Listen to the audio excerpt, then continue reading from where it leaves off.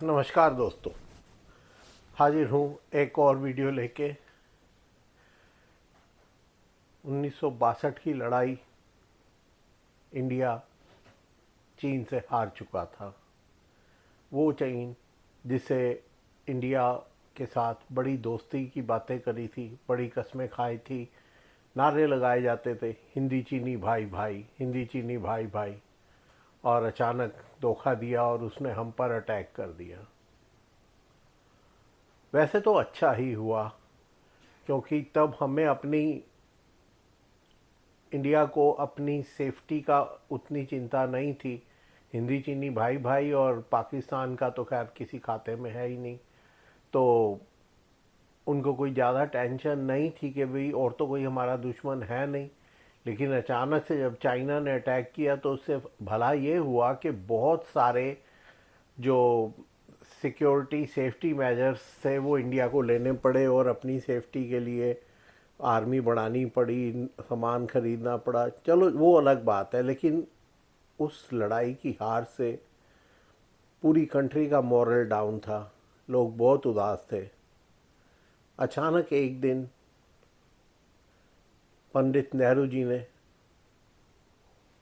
किसी को फ़ोन किया और उसे सारी कंडीशन समझाई कि ऐसे एक कंट्री का मॉरल डाउन है, उसको थोड़ा जोश भरना है और कुछ ऐसा एक ऐसा गाना बनाओ कि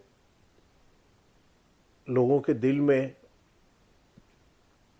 जो विश्वास है वो फिर से बढ़ जाए और लोगों में थोड़ा हौसला आए कि डरने वाली बात नहीं है। ये फ़ोन गया था पंडित नेहरू जी का पर्सनल फ़ोन सी रामचंद्र को, और कहा कि एक हफ्ते बाद 15 अगस्त है, वहाँ पर कोई ये गीत गाएगा मेरे सामने लाल किले की दीवार से। और एकदम से चितलकर जी, जिन्हें सी रामचंद्र का जो लास्ट नेम था चितलकर, वो चितलकर के नाम से ज़्यादा जाने जाते थे, तो सी रामचंद्र जी बड़ी सोच में पड़ गए कि एक हफ्ते में गाना लिखना किसने है, म्यूज़िक भी बनाना है और रिहर्सल भी करानी है। खैर उधर से ऑर्डर था कि मैं कुछ नहीं जानता, I want you have to do this. देखिए कितना ऊंचा कद था सी रामचंद्र जी का कि पंडित नेहरू खुद उनसे बात कर रहे थे। और जो एक हफ्ते में करिश्मा किया सी रामचंद्र जी ने, वो एक करिश्मा, वो एक आशीर्वाद ही था। पंडित सी रामचंद्र जी ने फौरन कवि प्रदीप से कांटेक्ट किया। कवि प्रदीप उनके दोस्त थे। देखिए उस ज़माने में कवि की भी एक हैसियत हुआ करती थी। जैसे डॉक्टर इंजीनियर अपने नाम से पहले डी आर या ई आर लिखते हैं क्योंकि अब बताना कि हम डॉक्टर हैं या इंजीनियर हैं, ऐसे उस ज़माने में कवि भी लिखा करते, कवि नीरज, कवि प्रदीप। तो उन्होंने कवि प्रदीप से कांटेक्ट किया और गाना लिखने को कहा विद इन ए डे। और मंगेशकर बहनों को बुलाया गया गाने की प्रैक्टिस करवाने के लिए। 3-4 दिन प्रैक्टिस हुई, लेकिन तब लता मंगेशकर अपनी जिद पे अड़ गई कि गाऊंगी तो मैं अकेली गाऊंगी, नहीं तो नहीं गाऊंगी, मेरे साथ कोई नहीं गाएगा, मैं आशा भोसले को बर्दाश्त नहीं करती। उसकी सगी छोटी बहन थी, बट एनीवे हो गया तो लता मंगेशकर ही गाने लगी। और जैसे जैसे गाना लाल किले की प्राचीर से आगे बढ़ता गया, ऑल इंडिया रेडियो से पूरे देश में ब्रॉडकास्ट हो रहा था। पंडित नेहरू जी की आंखों से टिप टिप आंसू गिरने शुरू हो गए। और वो गाना था, ऐ मेरे वतन के लोगों जरा आंख में भर लो पानी, जो शहीद हुए हैं उनकी जरा याद करो कुर्बानी। देखिए कितना एक अहमियत थी सी रामचंद्र जी की। पंडित नेहरू ने इतने म्यूज़िक डायरेक्टर, इतने राइटर किसी से नहीं कांटेक्ट किया, सिर्फ सी रामचंद्र जी से कांटेक्ट किया। और ऐसा ये महान संगीतकार थे चितलकर, रामचंद्र चितलकर फिल्मों में आए तो थे एक्टर बनने, लेकिन नहीं चल सके ना।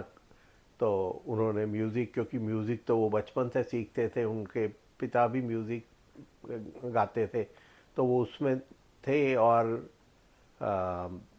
हारमोनियम बहुत अच्छा बजाते थे।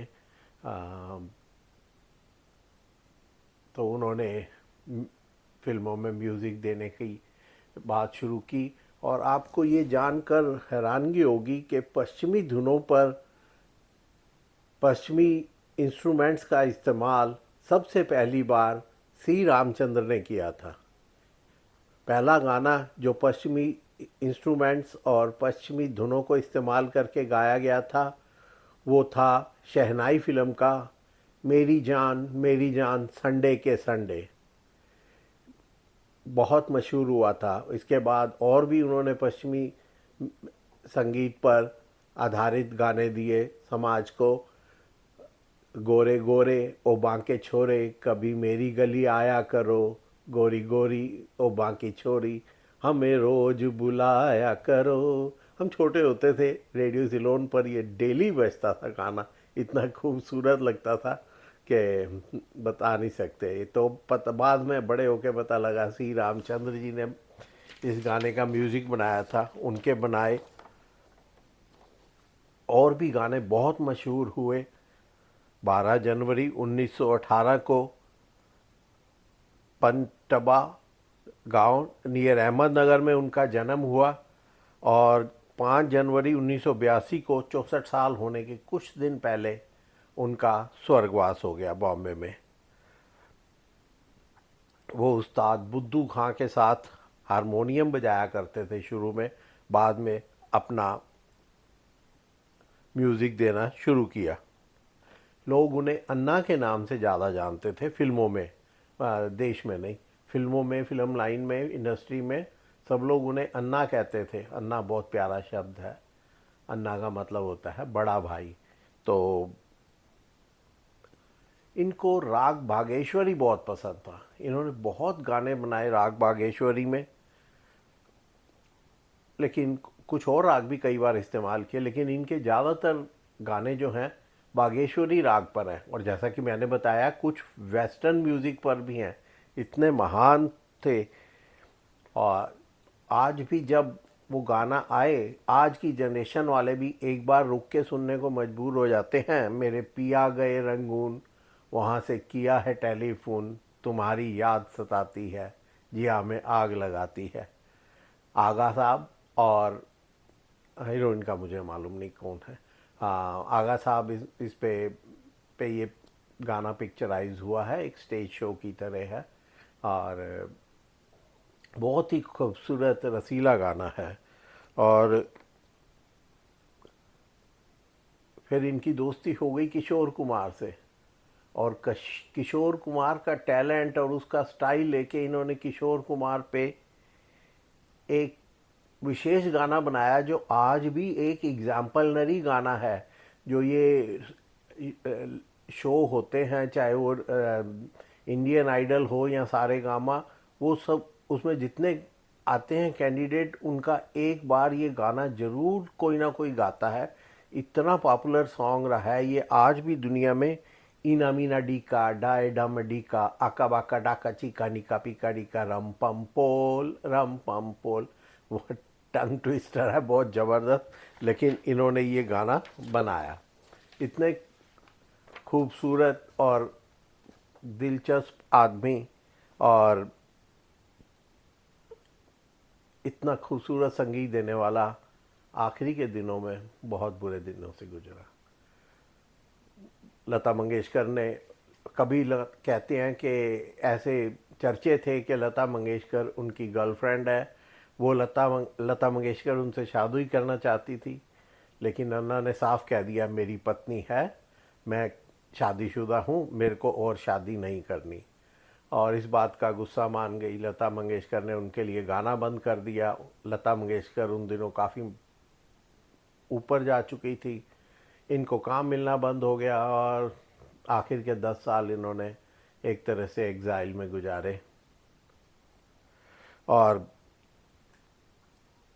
इन्होंने हिंदी के अलावा मराठी, तमिल, तेलुगु फिल्मों में भी म्यूज़िक दिया और एक आधी मलयाली फिल्म में भी दिया। कवि प्रदीप के बहुत अच्छे दोस्त थे। इन्हीं के कहने पर कवि प्रदीप ने एक दिन में गाना लिखा, ऐ मेरे वतन के लोगों, जो लता ने बाद में गाया। वी शंकर के बहुत अच्छे दोस्त थे। वी शंकर की फिल्मों में आधा है चंद्रमा, अपना बागेश्वरी राग छोड़ के राग मालकोस पर स्पेशली वी शांताराम जी के कहने पर इन्होंने ये गाना बनाया, आधा है चंद्रमा रात आधी। ये गाना अपने आप में एक एग्जाम्पलनरी है। आप उसे सुनने में देखो, चाहे उसे देखो टीवी पे, विजुअल उसका वीडियो देखो या ऑडियो, हर हालत में ये गाना आपका मन मोह लेता है। अनारकली फिल्म का एक एक गाना सुनने लायक है, जिसका संगीत श्री रामचंद्र ने दिया है। ये जिंदगी उसी की है जो किसी का हो गया, प्यार ही में खो गया, आजा मेरी बर्बाद मोहब्बत के सहारे, नहीं, आजा अब तो आजा मेरी किस्मत के खरीदार, अब तो आजा। और भगवान दादा के साथ अलबेला फिल्म, भगवान दादा और श्री रामचंद्र जैसे एक दूसरे के पर्याय थे।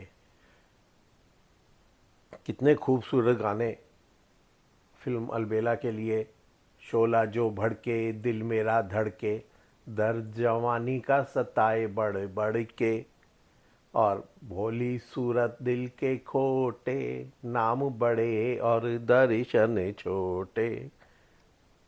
और पारसमणि, जिस फिल्म को देखने को दिल नहीं करता, लेकिन उसके गाने इतने खूबसूरत हैं कि आप सुने बिना रह नहीं सकते। उसका गाना अपलम चपलम, चपलाई दुनिया को छोड़ तेरी गली आई रे, इतना खूबसूरत गाना, ये सब भगवान दादा ने ही बनाए थे। यारों के यार थे, दोस्तों के दोस्त थे, दोस्तों के लिए जान लुटा देने वाले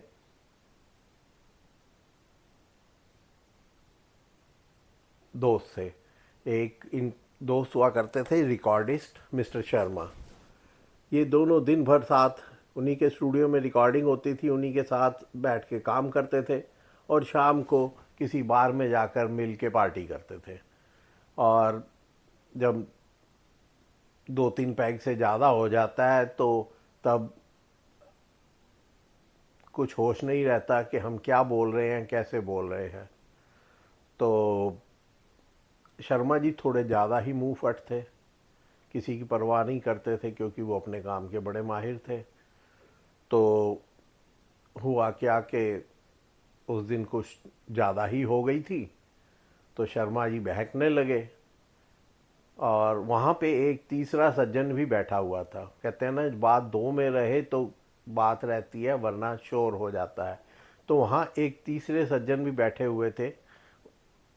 तो शर्मा जी ने लता के बारे में कुछ उल्टा सीधा बक दिया और तब उस सज्जन ने उसको रोका तो उन्होंने और भी 3-4 गालियां दे दी और श्री रामचंद्र ने उसे रोका भी नहीं और हंसने लग गए उसकी बात सुन के। बात आई गई होगी, ख़त्म हो गई। लेकिन वो दूसरे जो तीसरे सज्जन बैठे थे उन्होंने जाके मिर्च मसाला लगा के ये बात लता जी को बता दी और लता जी ने कहा कि यहाँ तो उसके साथ काम करना बंद करो या मैं आपके साथ काम नहीं करूँगी।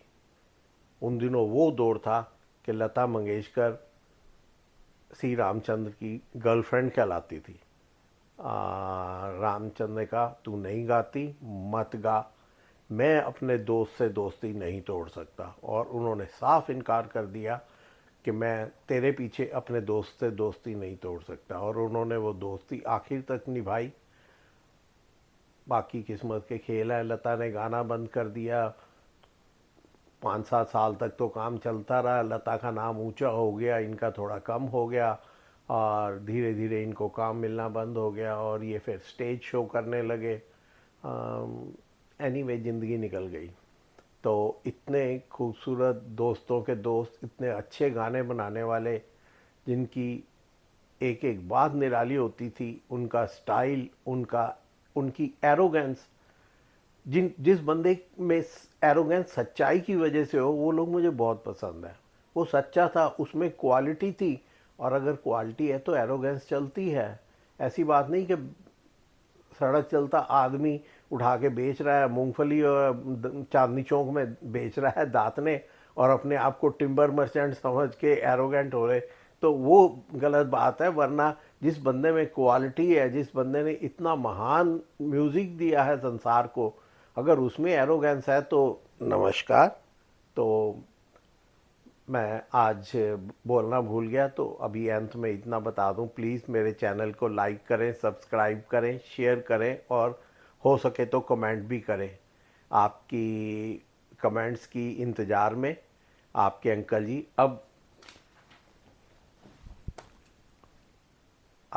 जी अब आपसे विदा चाहते हैं। धन्यवाद।